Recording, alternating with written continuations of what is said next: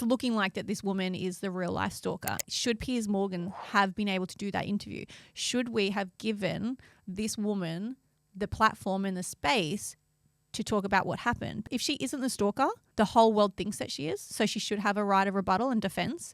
But if she is the stalker, should we be giving her the platform if she's mentally not sane? Hi guys, and welcome back to another episode of Life Uncut. I'm Brittany. And I'm Keeshia, filling in for Laura this morning.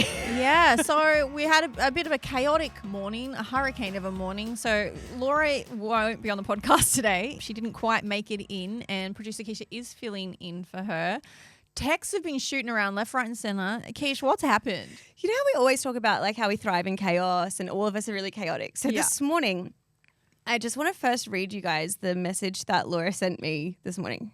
So Laura picks me up every day for work. Yep, you carpool. It's the fucking best. Because you're on the way. Yeah, I'm somewhat on the way, but also it saves me a lot of time. So this is her text to me.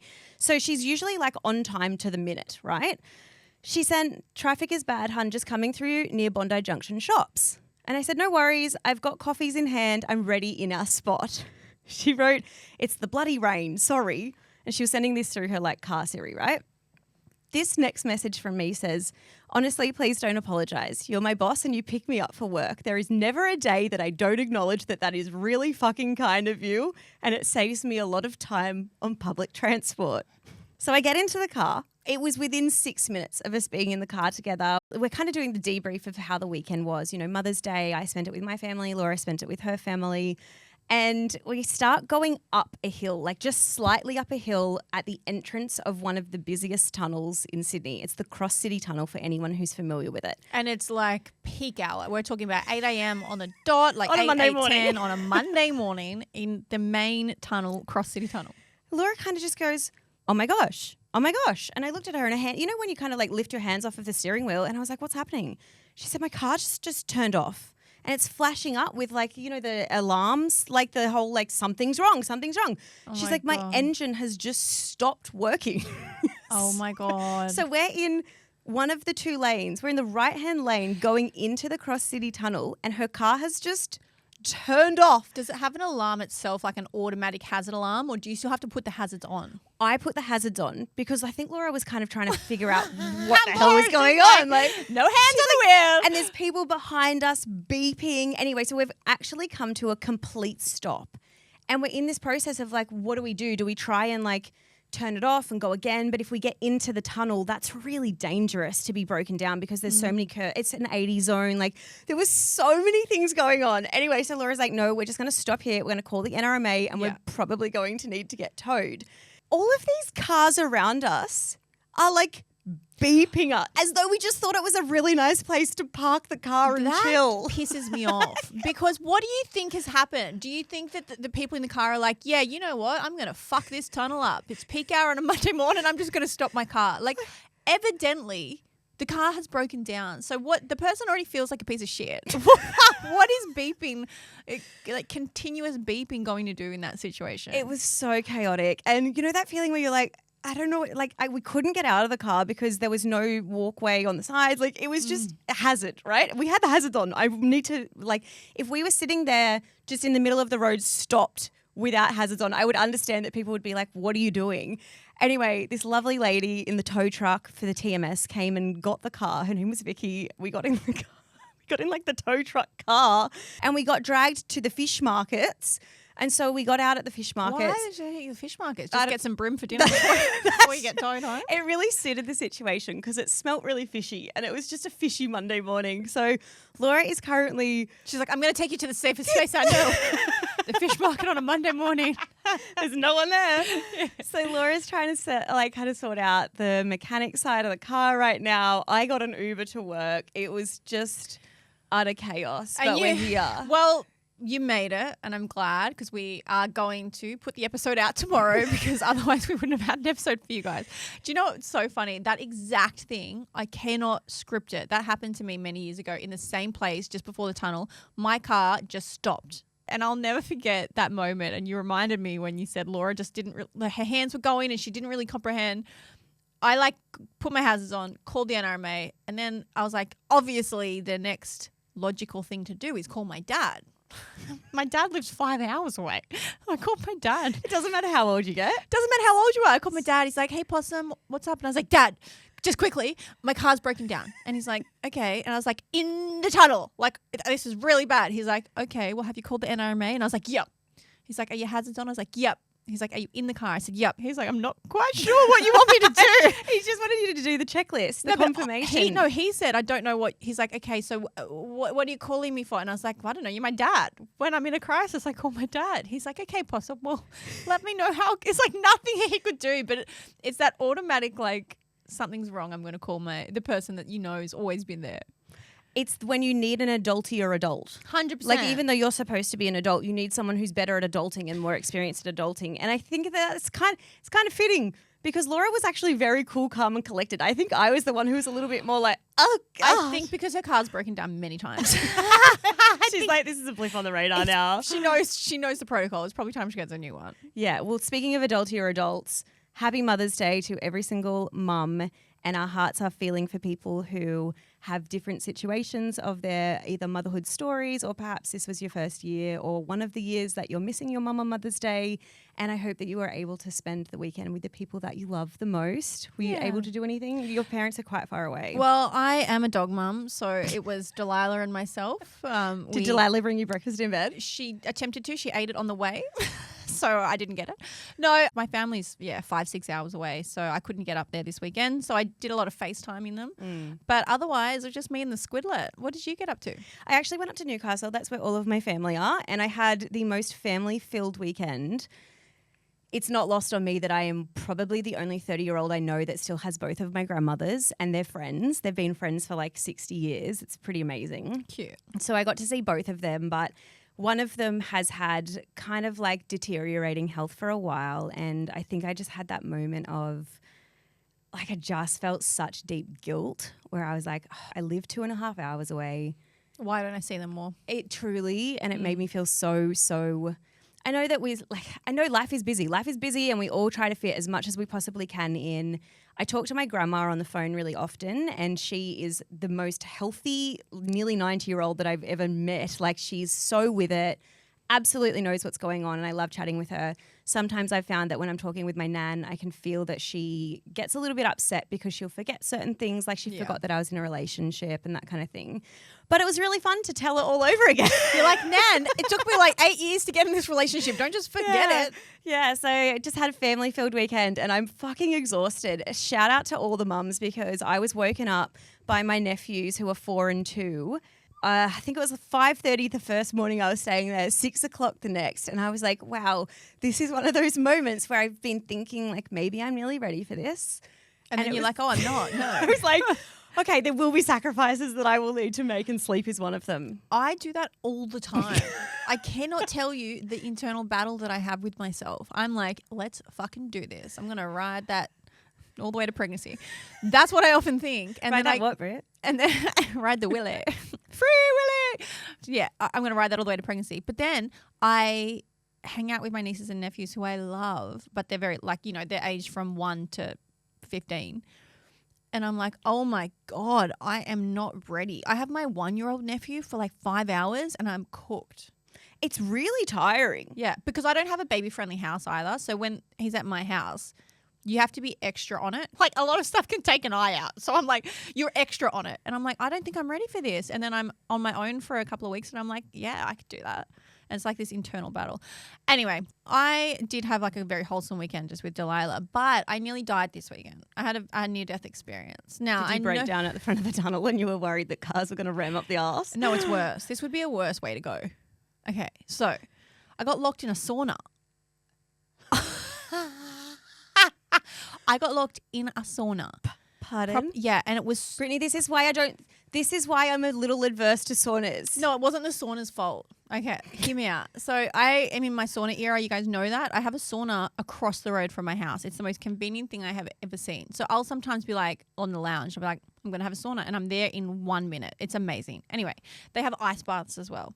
So I ducked over to the sauna because it was a really rainy weekend. And I was in there alone. It was not a peak hour. There was no one else there. And because there's like 2 big saunas, 4 ice baths. It's amazing. So I'm in the sauna. And then this other person comes to join me, this guy. No, it's great. It's a huge sauna. I don't care. But what happens is people max out their sauna time, then they go into the ice bath for as long as they can. And I've been trying to work up my sauna time, and it was so hot, and I was at my absolute limit. Like I was getting to about 20, 21 minutes, which at this heat is a lot. What temperature is it? Do you know? I don't know. Okay, just hot as hot as fuck. Yeah. Fucking lava temperature. Anyway, it gets to the point you know that you have a limit, and then you got to get out straight away because you're like, wow, I don't feel good. I feel sick. I feel dizzy.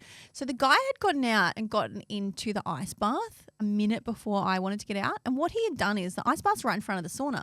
He got into the ice bath, took the lid off and sort of like put it down the side, hopped in, put his headphones in and started to meditate out in the ice bath. And then I tried to get out, and the lid to the sauna had wedged and locked me into the sauna. And I was like shaking the door, and I was like, oh my God, I'm stuck in the sauna. And I started to beat on the window at him, and he had his headphones blasting and he was meditating. So he couldn't hear me. And I was smashing the door as hard as I could because I was like, I'm so fucking hot. He does nothing. And I was like, okay, it's cool. Ice bars, people max out 2-3 minutes, right? I was like, sorry, my lip is quivering. This is actually my worst nightmare. I know. I cannot think of that or being buried alive equal. Being locked in a sauna, like equal. I think buried alive's worse because it'd be harder to dig out. But I felt like I was in this moment where I was like, I could probably run as fast as I can and throw my body at that and smash through the glass. Did you have anything in there that could break the glass? No. Is there an emergency glass break in saunas? Why is there not? No, good thought. That's a brilliant idea. Anyway, so I was like, people max out at a couple of minutes in the ice bath. It's fine. So I was like, I'm just going to wait a couple minutes. Anyway, old mate fucking Iceman Hoffman, he's like, I'm going to go for like 15 minutes in the ice. Over there. Yes, that's what he was. He was like, oh, sorry, I was going for the ultimate. He's like, I'm really training for the ice bath. I was like, well, I'm about to die. So 15 minutes smashing. He opens his eyes, and I don't know what he saw. He must have looked in, and I'm like melting down the screen. I was like, help me. So he gets up, and he's like, oh my God, sorry, what happened? And I was like, what happened? You locked me in here. Like, what do you mean? What happened? Yeah. So, slight exaggeration, but I'm pretty sure I was close to death. That was my sauna experience. He needs a punishment. He needs to be banned. He was pretty cute. No, sorry. Sorry. He's putting other people's lives at risk in the sauna. Do you know, I actually had a situation happen at the gym last weekend that now that we're talking about saunas, ice baths, gym situation, I kind of want to ask you how you feel about it. The gym? So I was at as a whole. So my boyfriend and I went to the gym together, which, you know, we sometimes go and he'll go do his own thing. We are very separate in the gym. Like, I'll go do my thing, he'll go do his. You're not that couple that, like, you know how one stands up and the other one puts their legs around the waist and they do sit-ups on the crutch. I'd literally rather die in the sauna. I'd actually rather be buried alive than be that couple.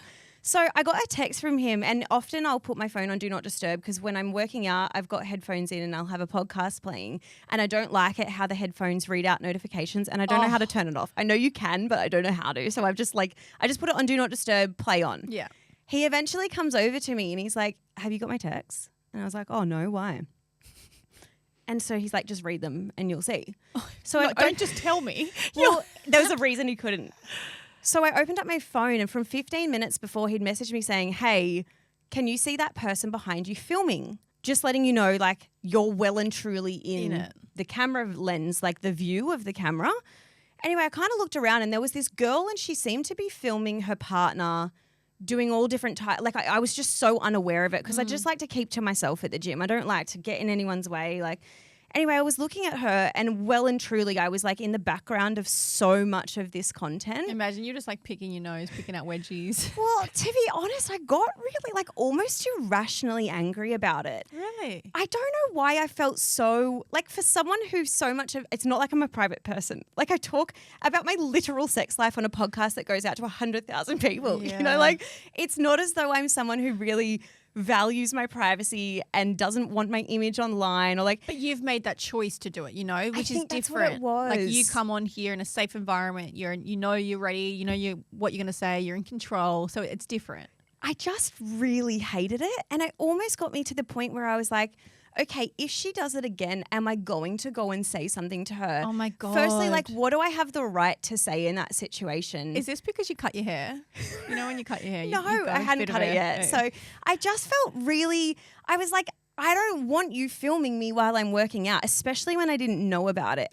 I don't care people filming themselves at the gym. If that's what you want to do, cool. But I didn't like the fact that everyone around had no choice in the matter. And I thought about it and I was like, if she does it again, I think I'll just say, hey, can you please not make sure that like I'm not in the background of this? Because like I don't want to be. But then she didn't get her phone out again. And so I was like, great. You always wanted to. I'm like, I kind of wanted you to so that at least you were more aware of it. And maybe next time she would come in and ask. Yeah, I don't know. I don't know why I just felt uncomfortable. I'm in two minds about it. I totally understand that we live in a day and age where we live online and a lot of our businesses are online, especially people in the fitness industry. I don't mind people filming content for whatever reason, but you probably need to be a little bit more self-aware in that environment and not just have everyone in it, especially if like someone's behind you bending over, doing deadlifts, whatever it is. Like it's irrelevant what it is. I was huffing like a pig. Yeah, that's the real reason. She's like, have you seen the sweat on me?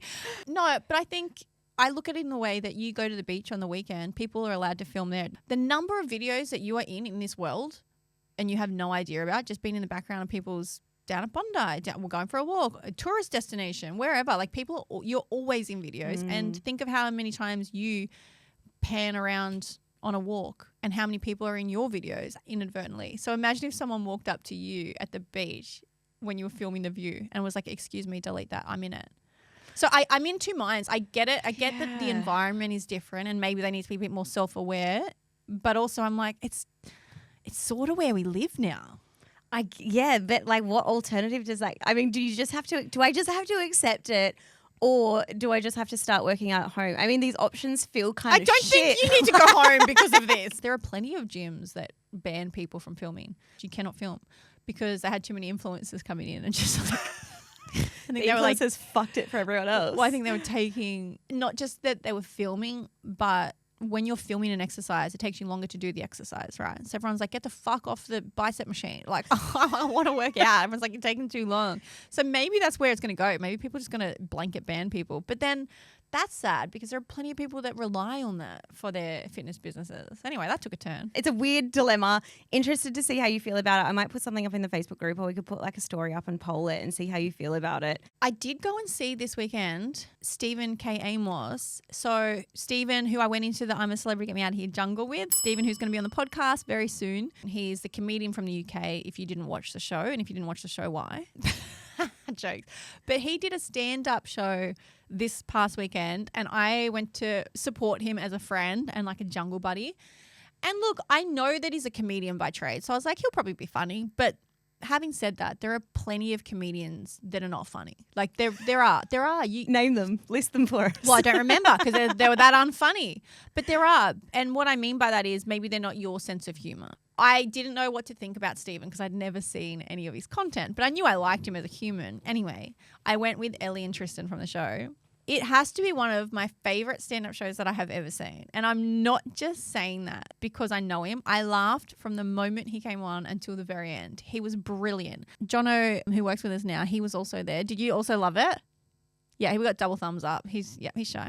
Double thumbs up. He loved it. But if you get the chance, I'm only telling you this because I'm genuinely recommending him. It should be my vibe for the week. Yeah, but not sponsored, not gifted. Oh, it was gifted, but not sponsored. sponsored. No, it wasn't. I paid for a ticket. Oh, did you really? Oh my God, yes. Oh my gosh, you should have sorted you out. No, I always will support my friends in that stuff. Yeah. Like I will never use my friends or people I know. You know, he's touring around selling tickets. I'm happy to pay that kind of stuff. If he walked up to me and put a ticket in my hand, it was like walk in for sure. But like I just said to him, look, I'm going to buy tickets. It's fine. We all did. All three of us bought tickets. And I love that Jono went for free. So, yeah, I'm just recommending it because I do know he has some other shows here in Australia. I think he's still got a few left. So if you get the chance to go, he's well worth it. And if you are one of our UK listeners, because I know we've got a bunch of you as well, he's always playing around the UK as well. So that's my recommendation. He was so fucking funny. Speaking of comedians that I personally didn't find all that funny. Richard Gadd, Baby Reindeer. Wow, it has been a journey with Baby Reindeer. A couple of weeks ago while you were in the jungle, Laura and I spoke about Baby Reindeer on the podcast and I had to put my hand up and say, look, I think I may be in the minority here. I only watched half of the show. I really did not enjoy it. So you didn't finish it? No. I got up to, I think it was the 4th episode. It was the episode that things got very dark. I don't like watching content that makes me feel extremely uncomfortable. Like it's just how I am.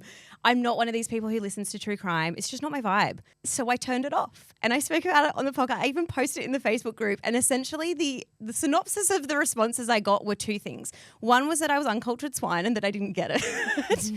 And two, and this is what I thought was really interesting. The main thing that people said to me was, did you realize it was his own story? It's a true story of his own experience. And I thought it was so incredible of him to be so honest, so open, and so vulnerable, sharing his story that publicly. And did you know that? I saw at the start that it was based on a true story. Oh, sorry. I saw that it was a true story. That was the difference in what I was expecting. I didn't know it was his story. So it did add a bit of a layer of complexity when I was like, oh, wow, okay, I didn't understand that. I thought he was playing someone else's story. Yeah, it's all him. So I felt similarly. I know Laura recommended the show on here, and I also know it is the most viewed Netflix show in the world. So Laura's not the only person recommending it. Groundbreaking, Laura. It's still number one. It's still sitting at number one on Netflix.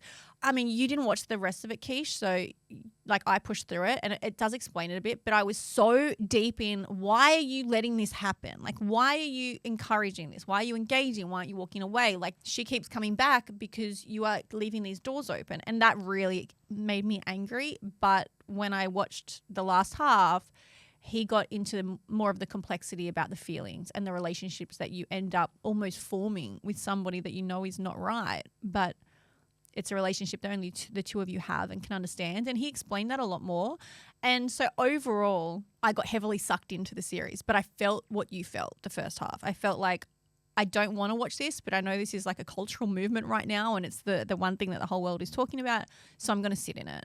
Yeah, from everything that everyone kind of described afterwards, I think it showed the complex range of emotions that can happen in any type of abuse cycle, you know, especially compassion for understanding that the person who could be the perpetrator of abuse may have experienced it themselves or may have other complicating factors that have led them to becoming the person that they are.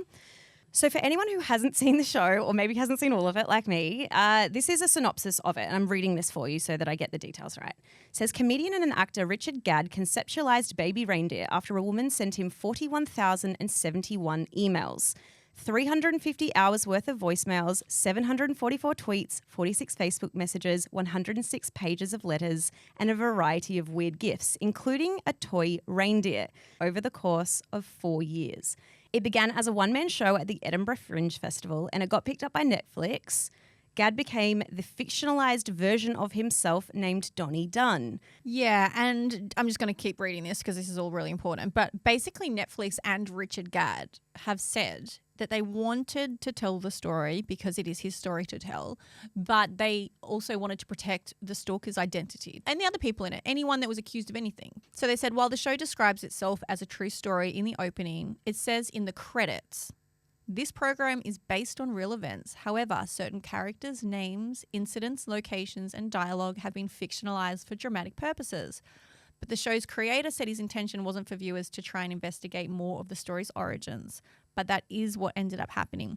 We've gone to such great lengths to disguise her to the point that I don't think she would even recognize herself. What's been borrowed is an emotional truth, not a fact-by-fact profile of someone. These are pretty big claims to have in the opener when everyone sees it, to say that this is a true story, but then in the credits at the end to have like almost a byline disclaimer that like, whilst a lot of this is true, some of it's, you know, it's exaggerated. I think that is a really important point before we go into this discussion to note. But what was so interesting about that is that I think the point of it being a true story was one of the main things that everyone grasped. It was one of the things that they used to market the show. And it was something that people kind of said, you kind of can't criticize it when someone's saying this is what really happened to me and this is my true story. So what ended up actually happening is that the internet did what the internet does, and they found the real Martha. So Martha was the woman who stalked Richard Gadd, or Donnie, in the show. They just said in that statement that the characters have been changed so much that they might not even recognize themselves. And sorry, but I'm going to say that that's not correct. Because the real Martha, and I'm putting that in quotation marks, has come out over the weekend and she has done an interview with Piers Morgan, kind of telling her side of the story. And it was brought up a lot in the interview. The characters are so similar in appearance. The actual actress who played Martha in the show is British, but she put on a Scottish accent so that she could be more like the real life character. Okay, so this interview, it's on YouTube. It goes for nearly an hour. And Piers Morgan, who is usually known for being a really, really controversial figure, I actually think he did a relatively good job at this. I think he asked the questions that everyone wanted to know.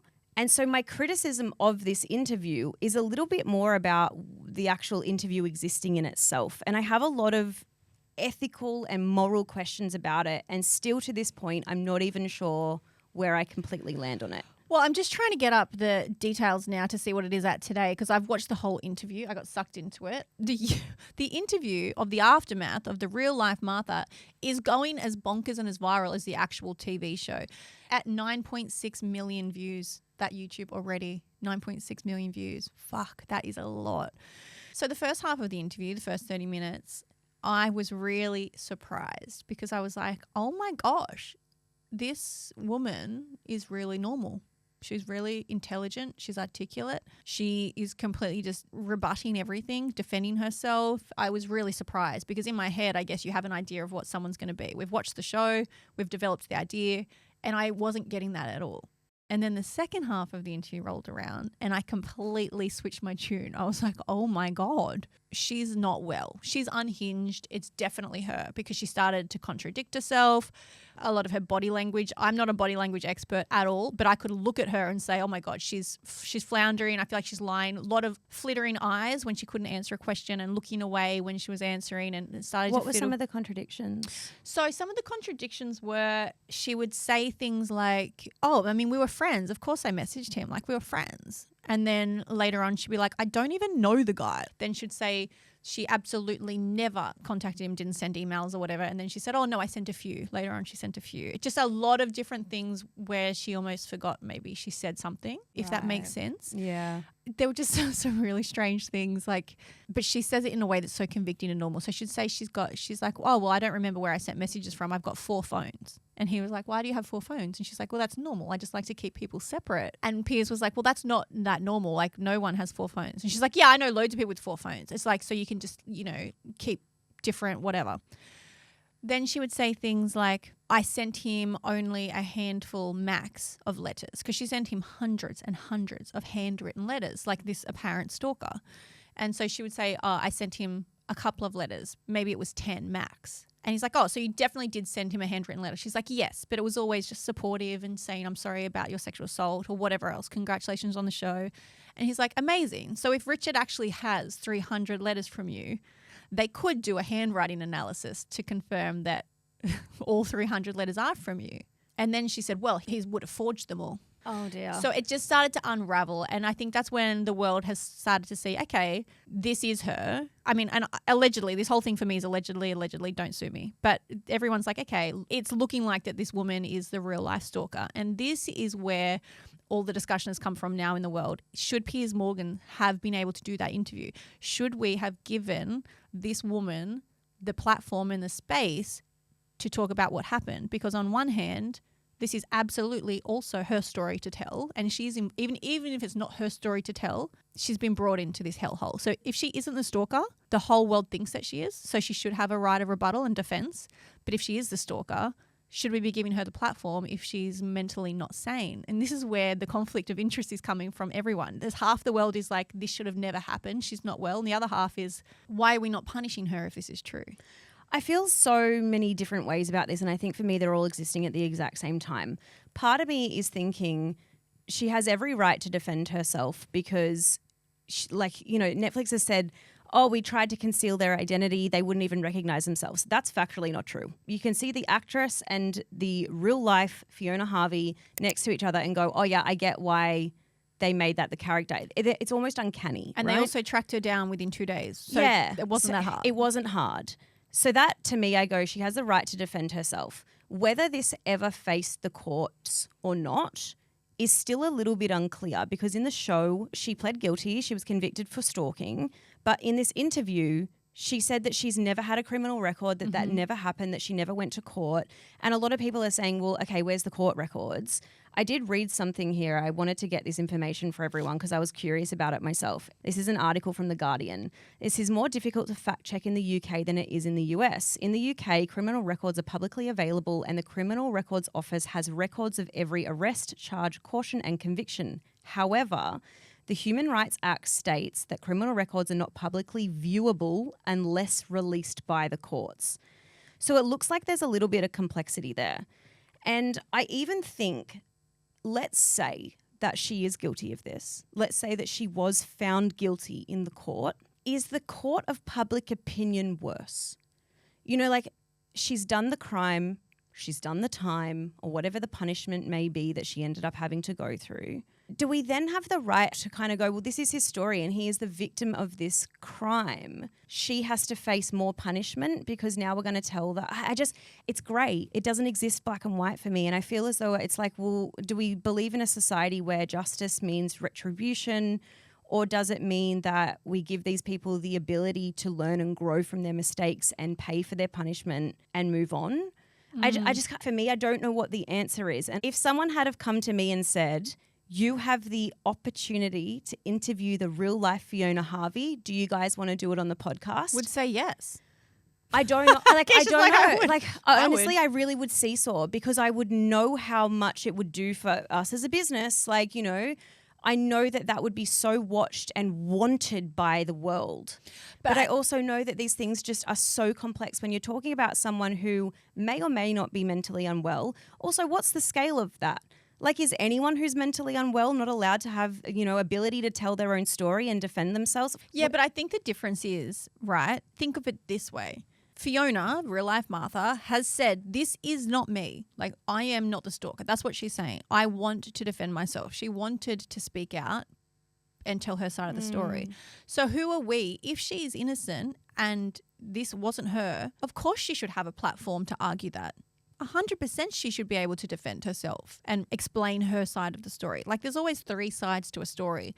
Richard has had his platform and it has gone bonkers. And I think he had no idea that it was going to be so big. I don't think anyone had any idea it was going to be the most streamed thing Netflix has ever seen. Who are we to say when a woman's like, hang on, let me tell my side because that's not me? I think that we, of course, should be able to give her that platform. What's happened is it's almost looks like it's unraveling for her in that instance. So it looks like Piers Morgan, of course, has capitalized on a business and said, yes, I'm going to get so many downloads from this. This is going to be great for me. But he's also saying, well, she's saying it's not her. We should give her a space.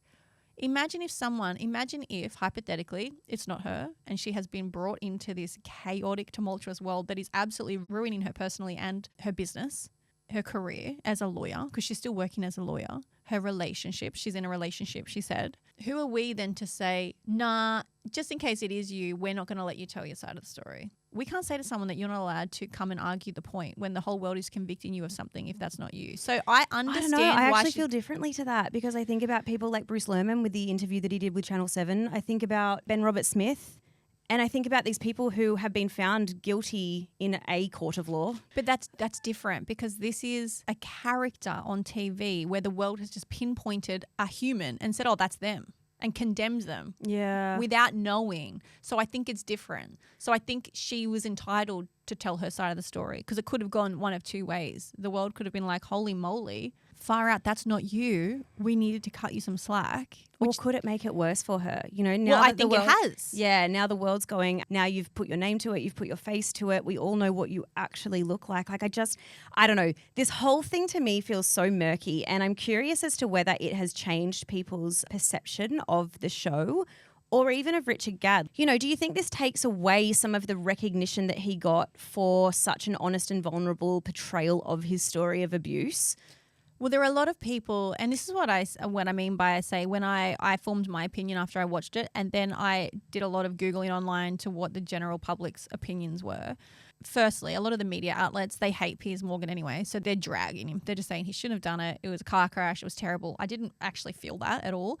Whether he should have done it or not is the ethical question surrounding whether you should be giving a platform to these kind of people is another question. I didn't think it was as bad as the media are making out, but a lot of people, it's often not. Yeah, it's really torn with public opinion because there are a lot of people that are saying Richard Gadd shouldn't have had the platform to tell a story that could point to the real people, even though it's his story. So a lot of people are now switching their tune on him. There are a lot of people that have intensified their hate for the real life Martha. So whether she did it or not, she's now receiving 10 times more hate, death threats. A lot of people are hassling her, media and public. And then there are a lot of people that are in Martha's defense saying, why are we condemning her? A, if it was real, why did she go to prison when she was obviously mentally unwell? And B, why are we now publicly condemning her? She's mentally unwell. I have a problem with that. And the reason I have a problem with that is because I think if you changed the sexes here, if this was a female and there was a male that was stalking her, sending her 40,000 messages, turning up and sitting outside her house, sexually assaulting her at nighttime in a dark alley, if this was the other way, we wouldn't be saying, why is he going to prison? He needs mental help. We wouldn't be saying that. We would say, put him in prison. So I'm having a bit of a hard time that if this is real and she did sexually assault him and she did stalk him and turn up at his house, then why is it different because she's female? I actually learned about this through someone who is going to be on the podcast very shortly named Nicole Madigan. She wrote a book called Obsession. She was stalked by a woman in Australia. And towards the last part of her book, she talks about the gender breakdown of stalkers, what's most common, what's uncommon. And she phenomenally wrote this part that really stood out to me. And she said a main reason that when women stalk men, it is underreported. It has a lot to do with the idea of physical intimidation. So we have this kind of gender stereotype that if it's a female stalker and a male victim, they're not going to be able to hurt them as much because the physical dynamic is almost in reverse of what we typically see. Whereas if it was a man who was the perpetrator and it was a woman who was the victim, I think we all naturally, we are aware of what's happening in this country right now. We all naturally go, well, that's such a threat to her physical safety as well as her mental well-being. And the show did very accurately depict the complexity of this situation. And it just makes me feel quite uncomfortable that this complexity is now extending into the real world. It's really extending into all of our lives. There was a quote in the Guardian article that I mentioned before, and they said, by promising viewers a true story and by doing such a shoddy job of masking Harvey's identity, Baby Reindeer might have invited us to speculate on what really happened.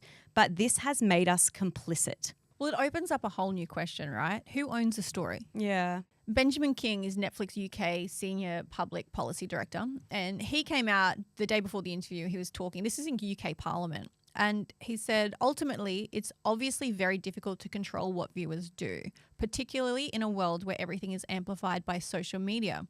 I personally wouldn't be comfortable with a world in which we decided was better that Richard was silenced and not allowed to tell the story. And that really is thought-provoking because when I was reading some of these articles online, I was like, wow, I get it. Maybe he shouldn't have told his story like that, knowing that it could have resulted in this public vitriol of a either unwell woman or a potentially innocent woman. But then how can we as a society say to somebody who was sexually assaulted and stalked and traumatized, how can we then go and say to that person, you shouldn't be able to tell your story? Because it's both people's stories, both parties' stories. And it's just unfortunate in a way, fortunate and unfortunate, that the show Baby Reindeer blew up to the level that it did, because it raises so much awareness for A, stalking, B, the fact that stalking can be either sexes. And like you said, Keish, it did it very well. It showed a very accurate representation of what stalking can look like and the complexities of the relationship. I think that's super important, how many people have eyes on that now.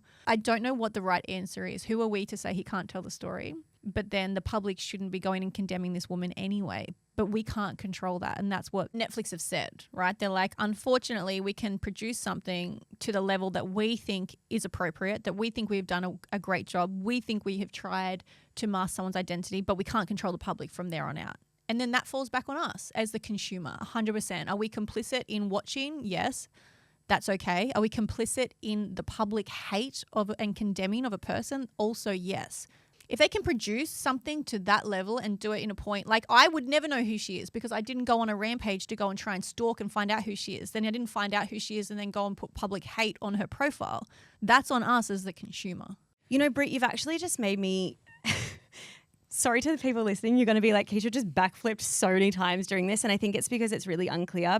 Do you remember Grace Tame, one of the amazing Australians of the year? And she did so much work to do with overturning the laws that prohibited sexual assault victims from naming and telling their stories. Yeah, absolutely. I don't know exactly what the legislation was, and it was state-based, so it was quite complex. But it was not long ago that the survivors of sexual assault were not allowed to name themselves or tell their stories if there were certain conditions that happened during their sexual assault. Yeah.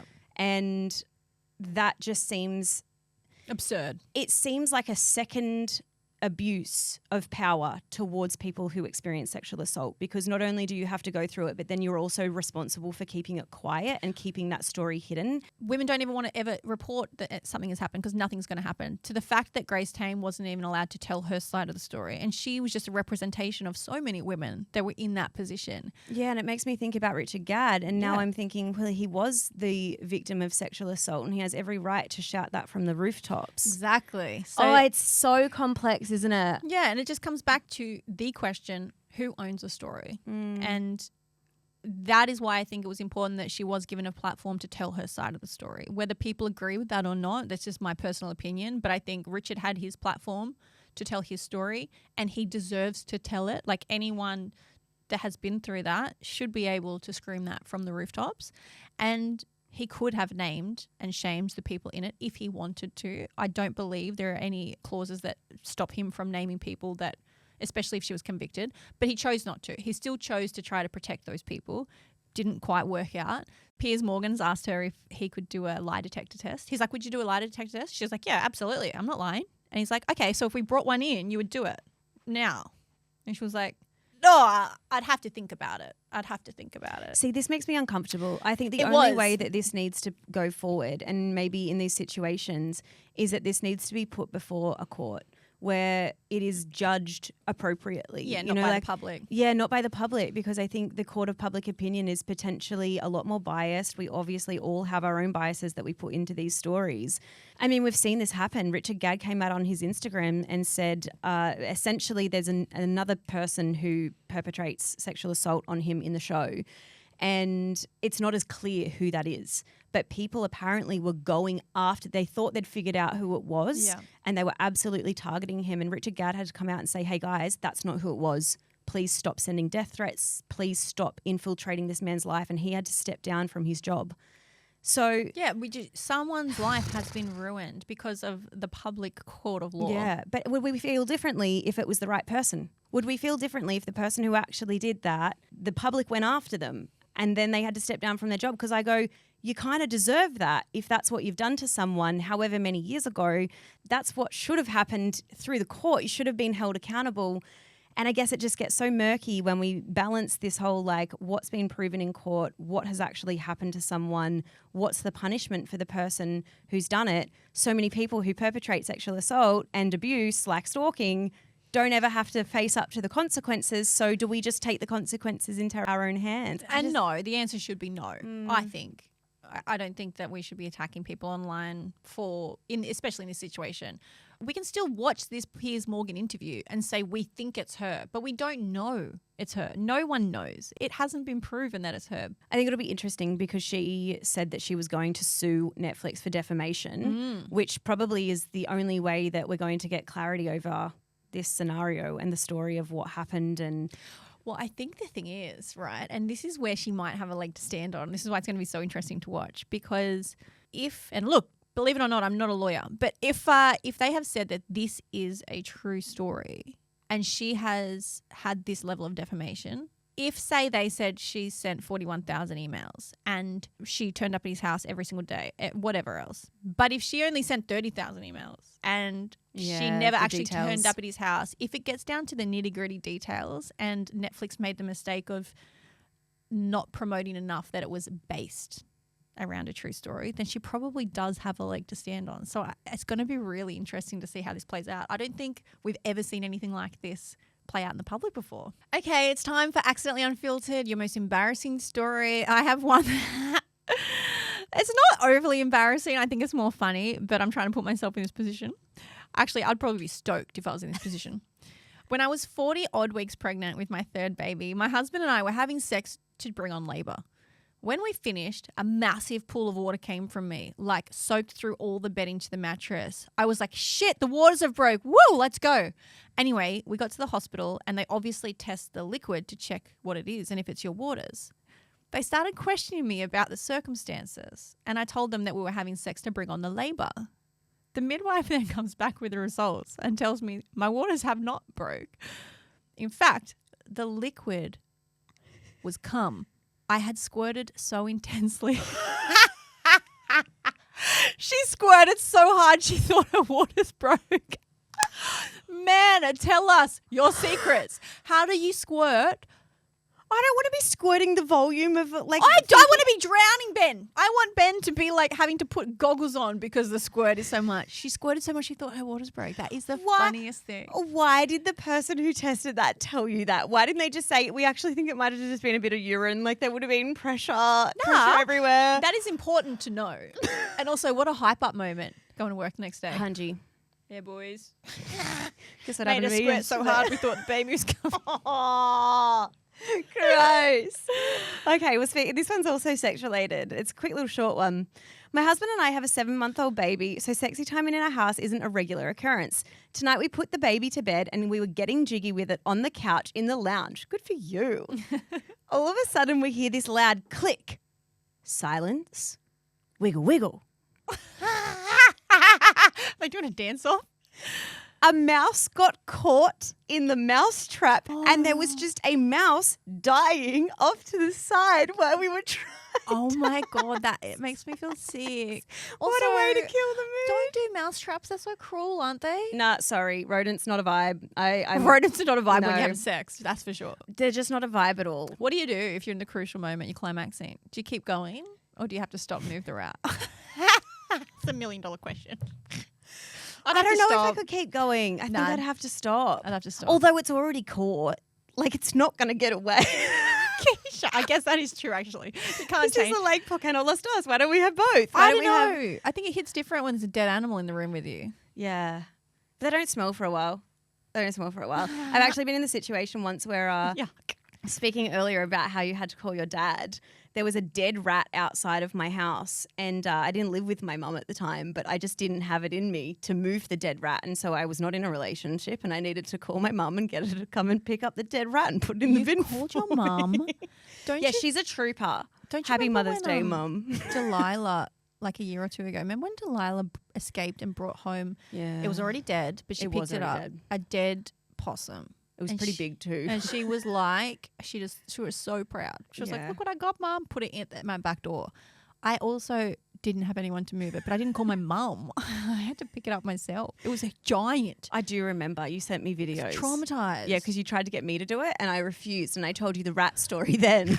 I was like, if I couldn't move a rat, I cannot move the bigger, cuter costume of a rat, which is a possum. All right, let's do our suck and our sweet highlights and lowlights. My suck of the week. My sister Sherry she's my best friend. A lot of you guys on the podcast know her. She's been living overseas in Scotland for a long time. You know that because she hangs out with Ben more than I hang out with Ben. So she was coming home for good to move home in June. She's been living over there for like 2 years now and they've just decided to stay on. What? For another year. Yeah. So she's staying on, which I think is amazing because I'm like, before you settle down and have kids and you've got your mortgages and, travel as much as you can, live overseas, I think it's amazing. But I just was really excited for her to be an hour's flight away instead of 25 hours flight away. So I get it, but that's my suck of the week. It's like, oh, it's another year without my bestie. You thought the light was at the end of the tunnel and it's Literally. just moving further away. Yeah. I'm surprised by that because I see her stories all the time about how like awful the weather is over in the UK and obviously our weather here is better. Well, I think it's because his family's over there, obviously. And also, like, every 2 weeks, you can just go to Paris on an hour flight for cheap. Like, when it gets cold and miserable, they go to Greece because it's like us it's like me going to Port Macquarie or the Gold Coast. It's the equivalent, but they get to go all over Europe. So I totally get it, but definitely my suck. And my sweet of the week is, I just saw this last night. You guys might remember many years ago, we interviewed Michael from Love on the Spectrum. Or you might not have heard that interview, but maybe you've watched Love on the Spectrum and you know who Michael is. He was a breakout star. He was just the most beautiful person on there. He was on 2 seasons and the world just fell in love with him. And we did too. So we had him on the podcast. I remember when we did the interview and talking to him, he always wanted to be an actor and he would always do his voiceovers for us. He does so many characters and it was really great. And fast forward a few years, I saw last night he is like a main character in this new TV series that is based around an autistic man, like an autistic son. So he's obviously playing that role. And I watched the trailer. It's about to be released on ABC. And I was just so emotional. I get emotional now because I'm like, I'm so proud of him. Yeah, for chasing his dreams. For just not giving a fuck, chasing his dreams nonstop. And I watched the trailer for this show. It looks brilliant. It's like a new comedy kind of drama and he is amazing in it. And I messaged him last night and it was my sweet by far of the week. Seeing someone, especially someone like Michael, just not give up and tick his box. I was like, I'm just frothing it for him. Oh, that's yeah. beautiful. I can actually see that you're like really emotional. I could cry now. Yeah. I don't know why. I love to see it. Yeah. My suck for the week. Actually, guys, breaking news. I am finally allowed to talk about what my boyfriend does as a job. Oh, why? Because he's decided to keep you?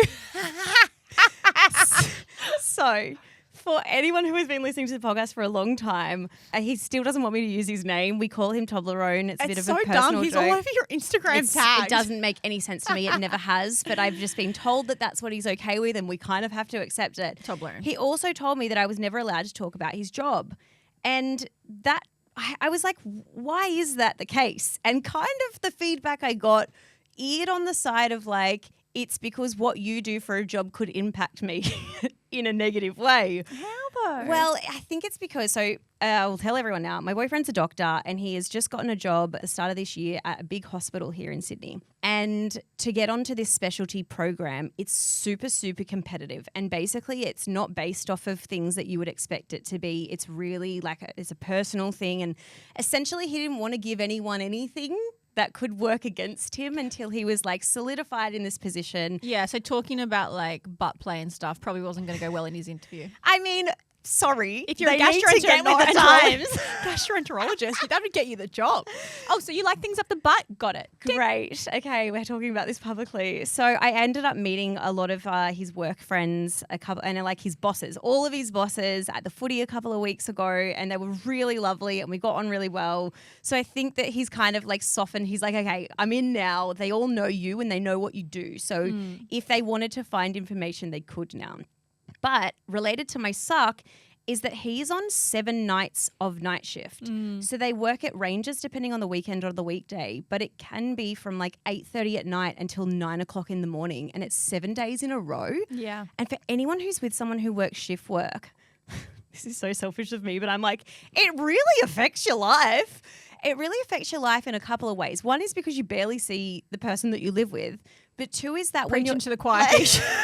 when you're in your own house, you've got to be really cognizant of it. Like our wardrobe is in the room that he sleeps in when he's on night shift. So I have to plan everything that I want from that room and from that wardrobe ahead of time and pop it in the spare room because we'll sleep separately for this whole week. And like when I'm at home, I've got to be super quiet. I bet Toblerone is like, wow, Keish, so tough. I hope you're okay. I get it. I used to do 8 on 6 off night shift. So 8 in a row, you would do the entire night and you'd finish at 8 a.m. Yeah. I get it. But I also feel more sorry for him than you.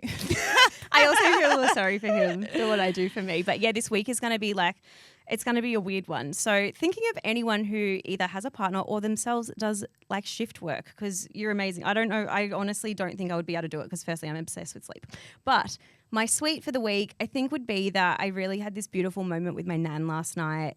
Her and I, before she had more health complications, everyone said we were 2 peas in a pod. We're exactly 60 years apart and our personalities were so similar. Like she just cracks me up like no one else on this planet. And it's been really sad the last couple of years kind of just seeing her lose a little bit of herself. Yeah. And it's not that like her memory's not bad. I think she thinks it's worse than it is. But it's just been really sad for me to be like, oh, the you that's you wouldn't have reacted to that situation in the way that you just did. And You can see you know, some she just doesn't changes. have as much joy in her life because she's in pain and she's got a variety of health complications. But we had this moment yesterday where she was like, oh, I just miss you so much. Call me more. I want to chat. And I was like, wow. You should tell her to listen to the podcast. I absolutely will not. No, that might be exactly what she might love that. She would not love it for reasons similar to what my boyfriend thought his workmates would think. But yeah, no, it was such a beautiful moment for me. It was something that I think I'll like remember forever, and I feel teary thinking about it because like I do definitely need to make more of an effort, but it was that beautiful reminder that I needed to connect with my beautiful Nam. And that is it from us. Yeah, hey guys, guess what? We got to 2,000 subscribers on YouTube. So thank you to the 2,000 of you. Pew, pew, pew, pew. If we had more money, we'd do sound effects. Pew, pew, pew, pew. No, guys, we love that you guys are subscribing and watching. But you know the drill. Tell your mum, tell your dad, tell your dog, tell your friend. Oh, sorry. I got used to saying it while you were away. Oh my God, Keeshia. Do we want to say it together? Okay, we'll say it together. Ready? Oh my God, I felt 3, I just felt like someone was cheating on me. 2, 1. Tell your mum, tell your dad, tell your dog, tell your friends and share the love because we love love.